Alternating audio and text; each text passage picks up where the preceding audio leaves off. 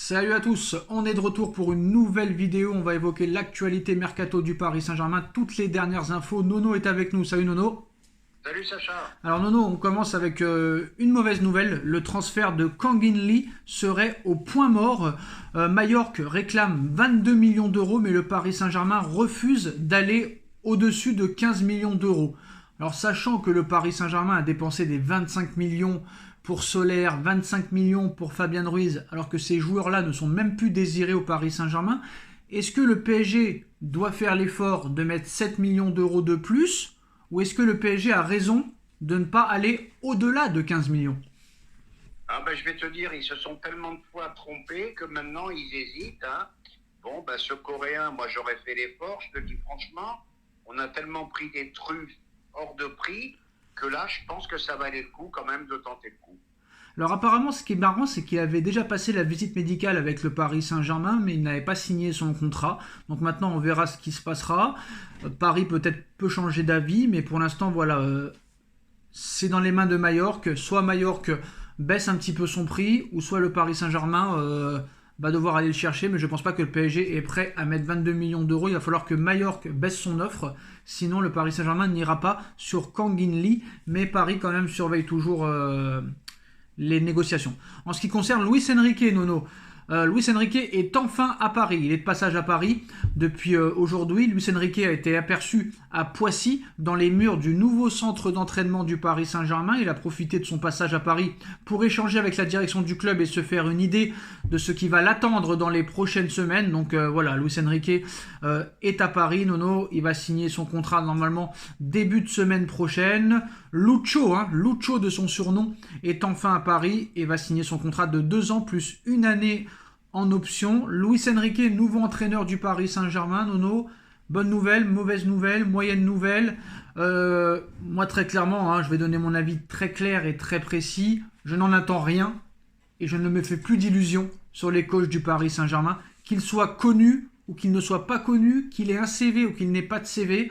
Je ne me fais plus d'illusions. Maintenant, j'attends de voir très clairement ce qui va se passer.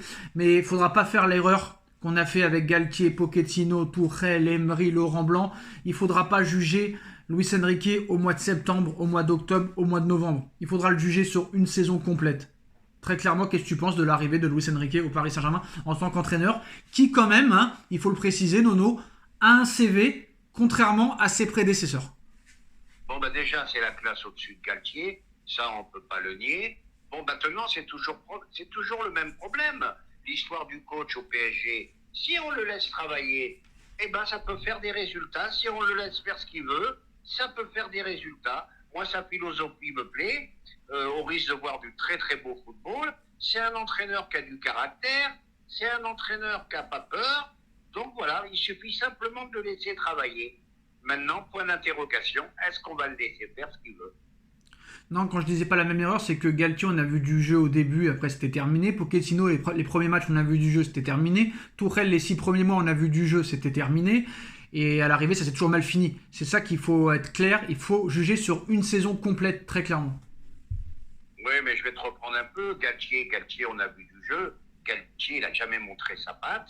Galtier, il avait 3 phénomènes qui ne pensaient qu'à la Coupe du Monde et qui étaient en pleine bourre. Point final. Oui, mais Nono, je suis pas d'accord avec toi parce qu'on pouvait aussi penser que les 3 de devant pouvaient ne pas jouer à fond pour éviter de se blesser et de se préserver pour la Coupe du Monde. Moi, je suis désolé. Le mois d'août 2022 et le mois de septembre 2022, ce qu'a fait Galtier au Paris Saint-Germain, je ne l'avais pas vu avec Pochettino et avec Tourelle. Des 7-1 à Lille, des 5-0 deux fois avec Nantes, contre Toulouse, contre machin, contre Bidule. Les 2 premiers mois, quand même, on avait vu un Paris Saint-Germain qu'on n'avait pas vu depuis les années Laurent Blanc. Je suis désolé, les 2 premiers mois. Mais moi le premier, Voilà. les 2 premiers mois, je vais t'avouer franchement, Voilà. j'y croyais dur comme fer, et je pensais même qu'on allait aller très loin. Maintenant, Neymar blessé, fini. Messi, après la Coupe du Monde terminée. Bon, il y a Mbappé qui était un peu moins bien aussi. Donc voilà, ça s'est déclenché comme ça. Alors Nono, c'est officiel ou presque, le Bayern de Munich et le Paris Saint-Germain ont trouvé un accord pour le transfert de Lucas Hernandez au Paris Saint-Germain pour 40 millions d'euros plus 7 millions d'euros de bonus. Lucas Hernandez va passer sa visite médicale en deux parties. Il a commencé aujourd'hui et finira demain. Lucas Hernandez va bien signer au Paris Saint-Germain. Visite médicale sur 2 jours et signature dans la foulée. Si bien sûr la visite médicale est validée. Contrat de 3 ans plus une année en option. Le transfert sera officialisé demain.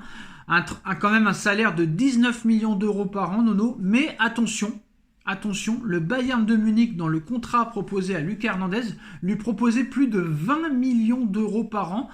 Donc il n'a pas choisi l'argent.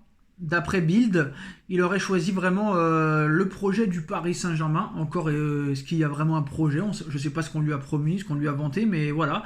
Après, Nono, ce transfert, ça va poser des questions. Déjà, premièrement, sur les blessures. Va-t-il retrouver son vrai niveau? Va-t-il éviter les blessures? Et deuxième chose, on a vu déjà le chef du Cup Ultra Paris dire que très clairement il n'était pas le bienvenu parce que sachant qu'il est marseillais et qu'il a parlé à plusieurs fois de son amour envers l'Olympique de Marseille et que c'était son club de cœur. Et on se rappelle d'un reportage aussi, Nono, chez lui où carrément il a le logo de l'Olympique de Marseille dans sa piscine. Ça risque d'être problématique avec le public, Nono. Ouais, mais pour moi, c'est folklorique. Faut arrêter avec ces histoires. Il y a tellement eu de joueurs qui ont fait l'aller-retour Paris-Marseille. Il suffit. Ça, c'est comme Neymar. Hein, Neymar, il a fait un jour une partie extraordinaire. Il avait mis les spectateurs dans sa poche. Ils avaient oublié tous les reproches. Bon, ben, il a pu faire des tweets, etc., etc. Ah, ben, Sacha, les tweets, faut les oublier. Faut passer à autre chose. Moi, je pense déjà qu'ils veulent venir à Paris. C'est un point positif pour lui. Maintenant, la petite inquiétude, c'est récurrente qu'il a eue. Est-ce qu'il va, on verra avec la visite médicale. J'espère qu'ils vont pouvoir déceler s'il y a quelque chose.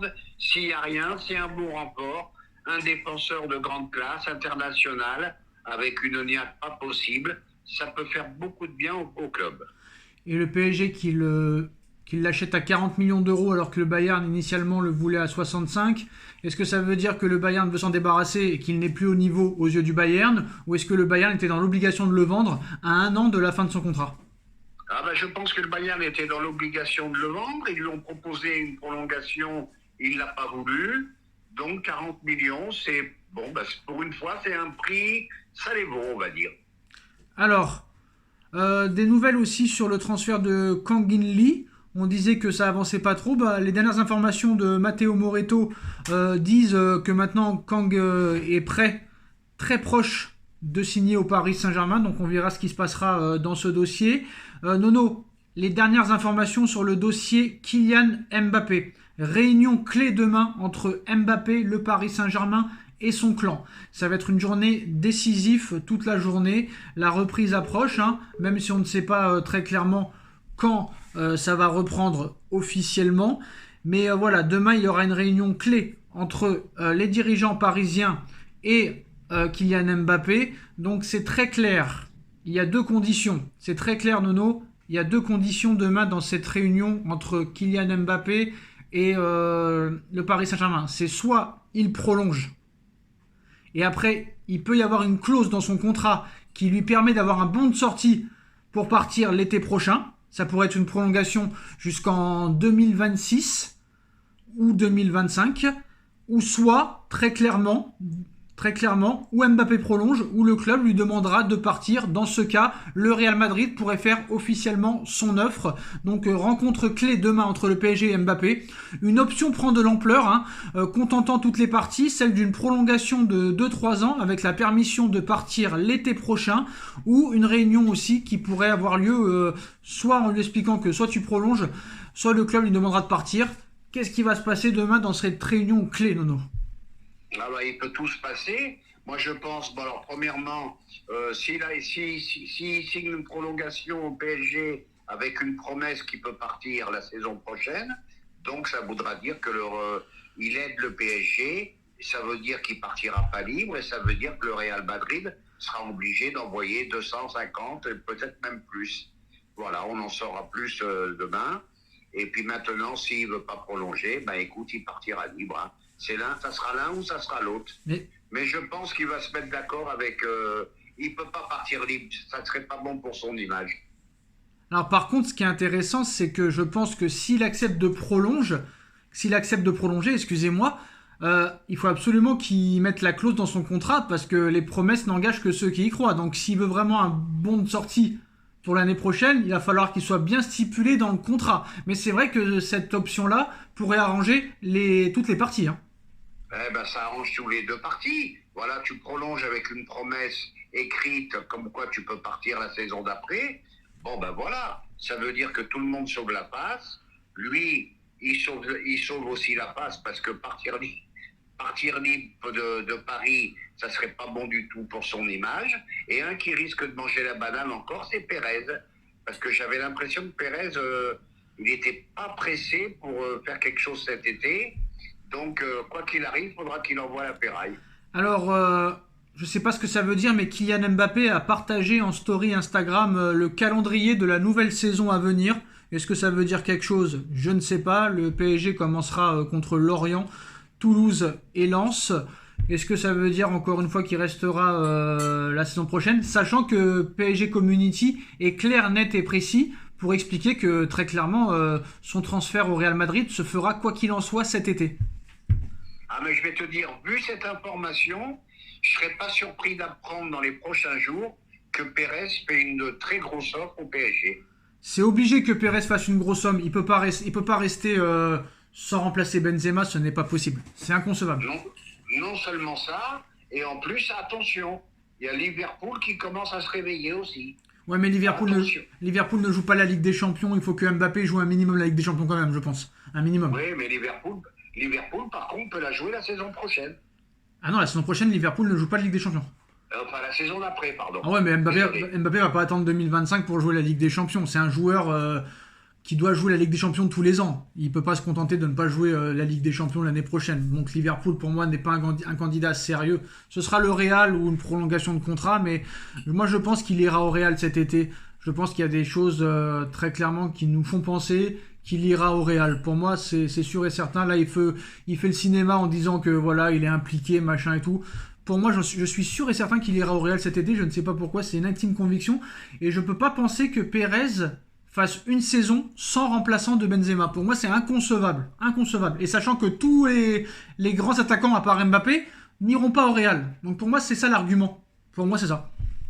Et puis pour moi, en plus, je veux rajouter un petit peu. Le Real, c'est un club qui ne peut pas rester 2 ans sans rien gagner. Cette année, ils sont passés à travers de la Liga, à travers de la Ligue des Champions. Donc 2 ans pour eux, c'est trop long. Donc je vais te rejoindre. Je pense que Pérez va faire une très grosse offre. Et ben voilà les postos, c'est la fin de cette vidéo. Dites-nous en commentaire ce que vous en pensez. On like, on partage, on commente, on s'abonne. Merci Nono d'avoir été là. Et on se retrouve très vite pour une nouvelle vidéo. Tchuss. Merci Sacha.